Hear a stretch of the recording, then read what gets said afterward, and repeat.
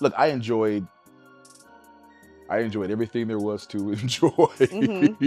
about growing up on television, but there was a responsibility because I had a head on my shoulders, Mm-hmm. and I was around other people who had head on their shoulders. Mm-hmm. So that access didn't really come down my path because I wasn't around those kind of elements. The story broke with the kind of shocking headline that stops you cold. Malcolm-Jamal Warner, dead at 54, claimed by the churning waters of Costa Rica's Caribbean shoreline. The initial reports painted a picture of tragic accident, a family getaway that turned deadly in mere moments.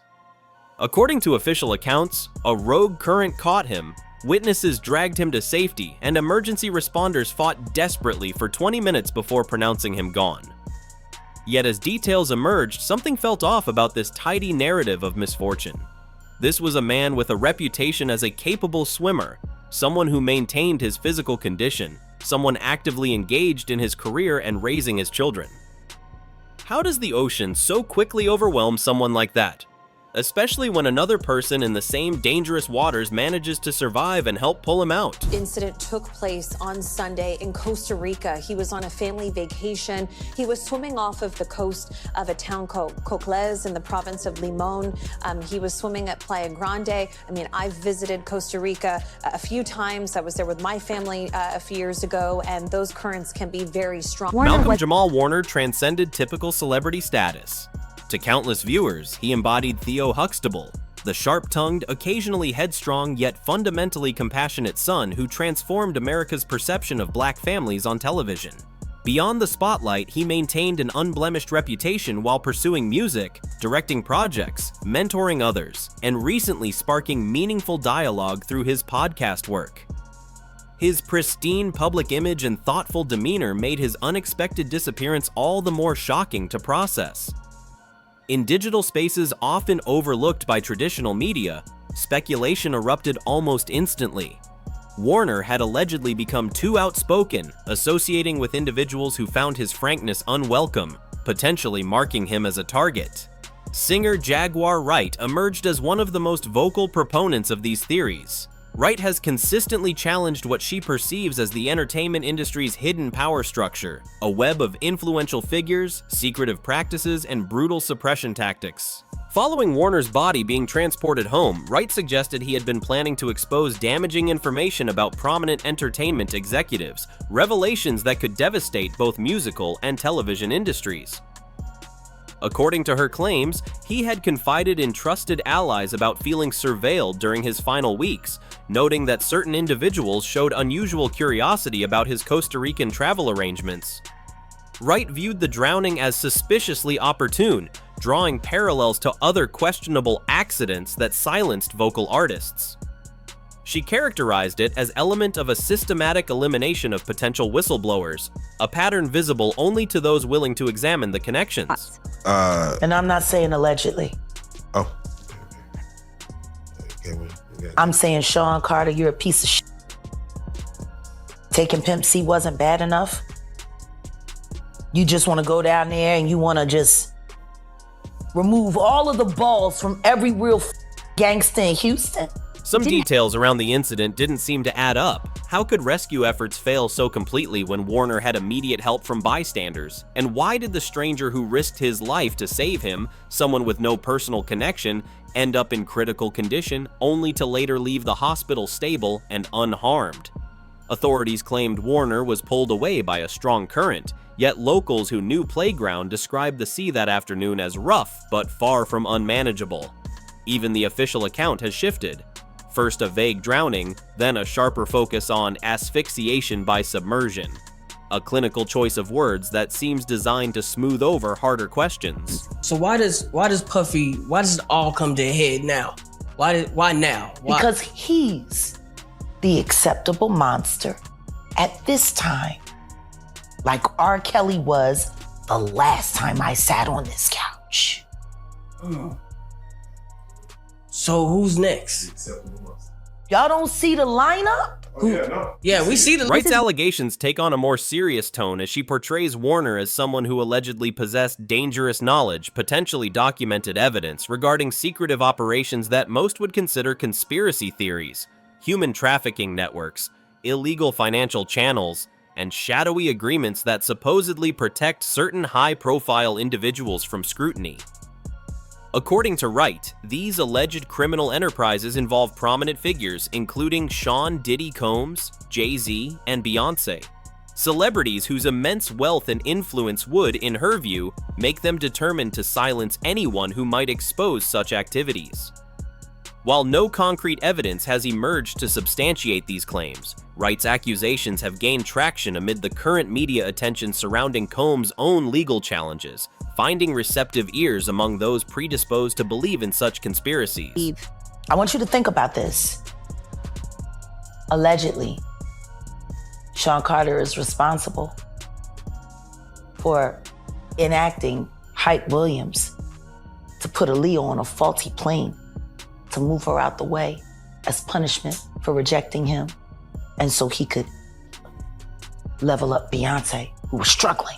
Wright's accusations take a sharper turn here. She portrays Warner as a man holding dangerous knowledge, perhaps even physical evidence, about shadowy operations most people dismiss as conspiracy theories. Trafficking networks, secret financial channels, and the unwritten deals that protect certain powerful figures. She links these alleged systems to high-profile names like Sean Diddy Combs, Jay-Z, and Beyonce. Figures with influence, wealth, and, she claims, a strong incentive to silence dissent. While no documents have emerged to substantiate her claims, the timing has amplified her reach. With Combs facing his own high-stakes legal battles, her words are finding an audience eager to believe. She was unconscious. She didn't choose to get on that plane. There were phone calls made. There are witnesses who signed NDAs. And she doesn't stop with Warner. Wright often rewinds to the early 2000s to another loss that still sparks heated late-night debates, the plane crash that claimed Aaliyah's life at just 22. The official account paints a grim picture: an overloaded aircraft, a pilot flying without proper credentials, traces of banned substances in his system, and a fatal plunge into the Bahamian waters just seconds after takeoff. But in Wright's version, the tragedy doesn't end there. She draws a chilling parallel between Aaliyah's fate and Warner's, both, she claims, victims of a calculated removal disguised as an accident, orchestrated to benefit those who had the most to gain from their absence. By the way, wasn't this all around the time when Aaliyah died? Yeah. And Beyonce's solo career was struggling? Why? Aaliyah Wright draws parallels between her own path and Beyonce's, both beloved R&B stars, both branching into acting, both seemingly set for long, influential careers. In certain fringe theory circles, the narrative goes deeper. They were on the same track, but only one could reign. Beyonce, according to these theories, was chosen for reasons tied to secret societies and entertainment's most powerful inner circles. Aaliyah, whether by choice or under pressure, allegedly stopped playing along. The crash, they claim, removed her from the equation. Wright suggests that even now, key players are protecting the real truth, just as she believes Warner's final days are being masked by sanitized reports and tourist-friendly accounts. Why would any testimony about what happened leading up to it need to be covered under a non-disclosure agreement if there wasn't foul play? Now, mind you, September 11th happened a week later. 9/11 happened a week later. Do you think that took away from it? Once again. Conspiracy theories often flourish in the empty spaces where facts run thin. In the case of the Bohemian crash, investigators found the plane was roughly 700 pounds overweight, with cargo mishandled in the days before the flight and last-minute changes to the charter company. The pilot's history raised red flags, recent probation never reported to aviation authorities, a license acquired under questionable circumstances. To many, these details point to incompetence. But to Wright and those who share her view, they read like a script, a familiar plot that seems to surface whenever someone inconvenient is meant to disappear. Historic and frozen in time is this iconic character. What did that mean for television, and what does it still mean to this day? Sam, Theo Huxtable was me. Theo Huxtable was my brothers. Theo Huxtable was the first time someone that looked like me saw someone that looked like himself on television. He was the epitome of what we as kids, in a certain community were growing up, but he was also an American story. In both Aaliyah's and Warner's stories, an unsettling prelude emerges. Aaliyah reportedly voiced doubts about the safety of the small plane. Warner's friends recall him describing a strange, lingering pressure in the weeks before his trip, like unseen eyes tracking his every move. No official reports back these claims. No documented warnings exist, only the recollections of those close enough to hear them. The kind of details that stoke speculation but never quite solidify into evidence. If you're a halfway intelligent person, when do you start questioning how lucky this keep getting? Right. The atmosphere surrounding Warner's death was already fertile ground for speculation. His legacy was untarnished, his reputation free from the personal scandals that often make it easier to dismiss a star's struggles. When someone like that dies suddenly, and the explanation is something as ordinary as a rip current on a tourist beach, it sparks every theory imaginable. Add in the media's flair for linking present events to old, unsolved mysteries, and the story refuses to rest quietly in the obituaries. In a culture accustomed to seeing stars disappear in accidents just before they could speak out, each echo of the past, whether fact, coincidence, or folklore, feeds the fire.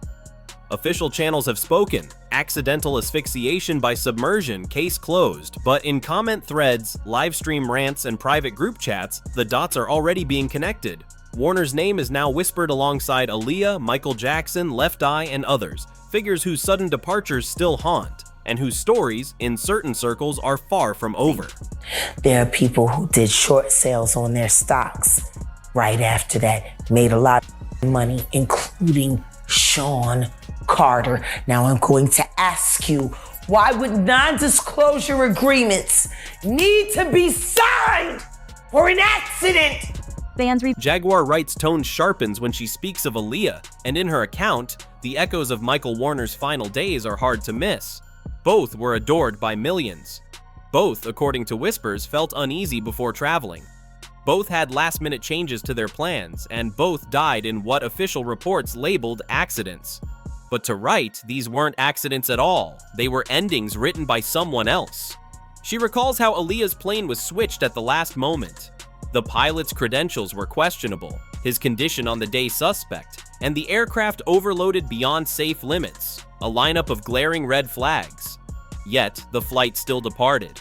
Wright sees a straight line between these details and a broader pattern she calls the Hollywood playbook, a method of silencing voices without scandal, packaging it instead as a stroke of bad luck. It's clean, final, and leaves little behind for investigators beyond mechanical flaws and human error. Warner's death, she argues, fits that script. A strong swimmer swept away by a current, a would-be rescuer who emerges unharmed, reports clear of foul play, a neat conclusion, a closed file. But Wright believes Warner had become a problem, especially through his work on Not All Hood. The podcast tackled exploitation, image control, and how the industry decides who gets elevated and who gets erased. He challenged the myth of a single black experience and distanced himself from the sanitized narratives the entertainment machine prefers. For those who see patterns, speaking that boldly, with charisma, clarity, and a loyal audience, can shorten careers, or worse. In the weeks before his trip to Costa Rica, Warner recorded an unusually intense episode. At the time, listeners may have heard it as another winding exploration of cultural themes, but in hindsight, its weight feels intentional. He spoke of sudden storms, unseen currents, and architects who choose which voices live on and which disappear. He drew on history, empires built on narrative control, silencing dissent while keeping the stage polished and gilded. The episode named no one, yet its meaning was hard to miss. For regular listeners, it was a rare, somber turn, one that left a subtle but lasting unease. After news of his passing, those words took on a chilling new resonance. as if Warner had been narrating his own fate. If we get to the bottom of Tupac's,